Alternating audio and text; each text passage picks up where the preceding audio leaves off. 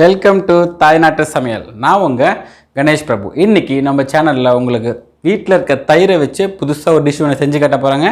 அந்த dish name என்னன்னு பார்த்தீங்கன்னா கர்ட் கிரேவி. இதை எப்படி ஈஸியாக வீட்டில் செய்யறதுன்றது பார்க்கலாங்களா? வாங்க சமைக்க போகலாம்.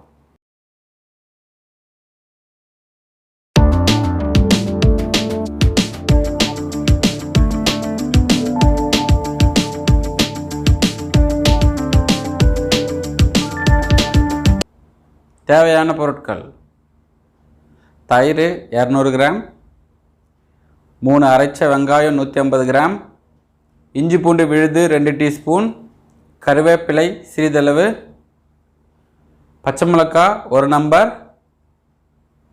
ஜீரகம் அரை டீஸ்பூன், 6 நம்பர் முழு மிளகு, 1 நம்பர் காஞ்ச மிளகாய், அரை டீஸ்பூன் காஷ்மீரி மிளகாய் தூள், 1 டீஸ்பூன் தனியாத்தூள்,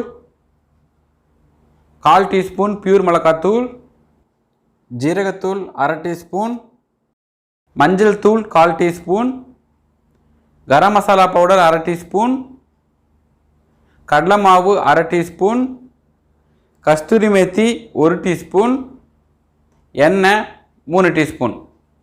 ஒரு பேன் எடுத்துக்கோங்க, அதில் 3 டீஸ்பூன் எண்ணெய் ஆட் பண்ணிக்கோங்க. அதில் 6 முழு மிளகு ஆட் பண்ணிக்கோங்க. காஞ்ச மிளகாய் 1 நம்பர், ஜீரகம் அரை டீஸ்பூன். இதை ஆட் பண்ணிவிட்டு ஜீரகம் கொஞ்சம் பொரியிற வரைக்கும் கொஞ்சம் லைட்டாக அப்படியே நல்லா வதக்கிட்டே இருங்க. இதில் இருக்க வாசனைலாம் வெளியே போகிற வரைக்கும் அப்படியே வதக்குங்க, ரொம்ப தீய விட்டுறாதீங்க. அதுக்கப்புறமா இதில் பெருங்காயத்தூள் 1 பிஞ்ச் ஆட் பண்ணிங்க, அதாவது 1/4 டீஸ்பூன் இல்லை 1 பிஞ்ச் ஆட் பண்ணிக்கோங்க. ஆட் பண்ணிவிட்டு அதையும் கொஞ்சம் லைட்டாக அப்படியே வாசனை போகிற வரைக்கும் வதக்குங்க. 2 டீஸ்பூன் இஞ்சி பூண்டு விழுது ஆட் பண்ணிக்கோங்க. எவ்வளோ திக்காக அரைச்சிருக்கு பாருங்கள். இதே மாதிரி திக்காக அரைச்சி ஆட் பண்ணிங்க அப்படின்னா எண்ணெய் வந்து நம்மளுக்கு தெரியாது. இதே தண்ணியாக அரைச்சிங்கன்னா எண்ணெய் வந்து ரொம்ப தெறிக்க ஆரம்பிச்சிடும். ஓகேங்களா? இந்த இஞ்சி பூண்டு வாசனை போகிற வரைக்கும் நல்லா வதக்குங்க. அதுக்கப்புறம் ஸ்லைஸ் பண்ணி வச்ச ஒரு பச்சை மிளகாய் ஆட் பண்ணிவிட்டு இதையும் வந்து நல்லா வதக்குங்க. வதக்கினதுக்கப்புறமா கருவேப்பிலை கொஞ்சம் ஒரு 2 டீஸ்பூன் அளவுக்கு எடுத்துகிட்டு அதையும் நல்லா வதக்குங்க. கருவேப்பிலேருந்து வாசனை நல்லா கமகமன்னு மேலே வரும்.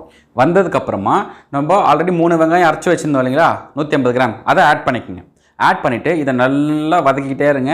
இந்த பச்சை வாசனை, அதாவது வெங்காய வாசனை போகிற வரைக்கும் நல்லா வதக்கணுங்க. இந்த வெங்காயம் வந்து நல்லா வதங்கிடுச்சுன்னா கலர் மாற ஆரம்பிச்சிடும். அது வரைக்கும் நல்லா வதக்கணும். அதை பாருங்கள், கலர் மாறிட்டே வருது பாருங்கள். இந்த மாதிரி நல்லா கலர் மாறிடுச்சு அப்படின்னா அதுக்கப்புறம் தான் நீங்கள் காஷ்மீரி மிளகாத்தூள் அரை டீஸ்பூன் ஆட் பண்ணிக்கோங்க. பியூர் மிளகாத்தூள் 1/4 டீஸ்பூன் ஆட் பண்ணிக்கோங்க. காரம் வேணுன்னா 1/2 டீஸ்பூன் ஆட் பண்ணிக்கோங்க. தனியாத்தூள் 1 டீஸ்பூன், அரை டீஸ்பூன் ஜீரகத்தூள், 1/4 டீஸ்பூன் மஞ்சள் தூள், அரை டீஸ்பூன் கடலை மாவு.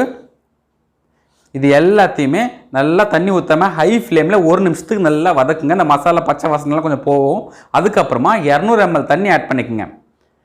பாருங்க, 200 ml தண்ணி நல்லா ஆட் பண்ணிவிட்டு நல்லா வந்து மிக்ஸ் பண்ணி விட்டுருங்க. கிரேவி நல்லா திக்காக இருக்கும்.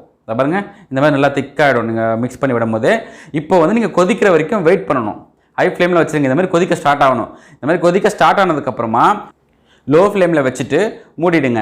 2 நிமிஷம் கழித்து நீங்கள் திறந்து பார்த்தீங்கன்னா நம்ம ஸ்டார்டிங்கில் ஊற்றின எண்ணெய் எல்லாமே இது மேலே அழகாக பிரிஞ்சு இந்த மாதிரி வந்திருக்கும். இந்த மாதிரி வந்துச்சுன்னா மட்டும்தான் கிரேவி வந்து நல்லா டேஸ்ட்டாக இருக்கும். நம்ம போட்ட மசாலா எல்லாமே நல்லா குக் ஆகிடுச்சின்னு அர்த்தம். ஓகேங்களா? அதுக்கப்புறம் இப்போ கேஸ் ஸ்டவ் ஆஃப் பண்ணிவிடுங்க.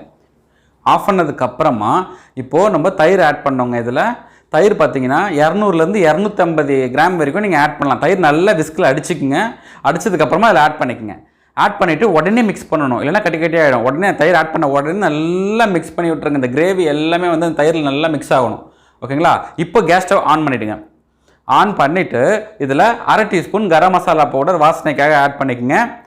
ஆட் பண்ணிவிட்டு கஸ்தூரி மேத்தி 1 டீஸ்பூன். இது ட்ரை வெந்தயக்கீரைங்க, உடம்புக்கு ரொம்ப நல்லது. இது வேணும்னா நீங்கள் போடலாம், ஆப்ஷனல் தான். ஆனால் இது கண்டிப்பாக இந்த டிஷ்ஷில் வருங்க. அப்போ தான் நம்மளுக்கு டேஸ்ட் வந்து நல்லா இன்னும் அதிகமாக கொடுக்கும். நல்லா மிக்ஸ் பண்ணி விட்டுருங்க. மிக்ஸ் பண்ணிட்டு கொதிக்கிற வரைக்கும் வெயிட் பண்ணுங்கள். இந்த பாருங்க, கொதிக்க ஸ்டார்ட் ஆகிடுச்சு. இந்த மாதிரி ஸ்டார்ட் ஆன உடனே லோ ஃப்ளேமில் வச்சுட்டு 2 நிமிஷத்துக்கு மூடி வச்சு குக் பண்ணுங்கள். நீங்கள் 2 நிமிஷம் கழிச்சு திறந்து பார்த்தீங்கன்னா இந்த மாதிரி எண்ணெய் வந்து மேலே பிரிஞ்சிருக்கோங்க. இந்த மாதிரி எண்ணெய் பிரியணும். அப்போ தான் வந்து அந்த தயிர் வந்து நல்லா குக் ஆகிடுச்சுன்னு அர்த்தம். இந்த பாருங்க, நல்லா தொக்காக இருக்குது பாருங்கள் இந்த கிரேவி. இந்த கிரேவி நீங்கள் எதுக்கு வேணால் வச்சு சாப்பிட்லாம். இட்லி, தோசை, பரோட்டா, நீங்கள் எதுக்கு வேணால் வச்சு சாப்பிட்லாம். செம்ம டேஸ்ட்டாக இருக்கும். இது வந்து உடனே செஞ்சிடலாங்க. இந்த டிஷ்ஷை ஆஃபீஸ் போகிறவங்களாம் உடனே இதை செஞ்சு உடனே கட்டி எடுத்துகிட்டு போயிடலாம். தாய்நாட்டு சமையலில் இன்றைக்கி உங்களுக்காக தயிரை வச்சு ஒரு கிரேவி செஞ்சு காட்டியிருக்கேன். எல்லோரும் வீட்டில் ட்ரை பண்ணி பார்த்துட்டு கமெண்ட் பண்ணுங்கள். அவ்வளோதான். இந்த வீடியோ உங்களுக்கு பிடிச்சிருந்ததுன்னா உங்கள் ஃப்ரெண்ட்ஸ்க்கெல்லாம் ஷேர் பண்ணுங்கள், மறக்காமல் சப்ஸ்கிரைப் பண்ணுங்கள். Until then, bye from Ganesh Prabhu.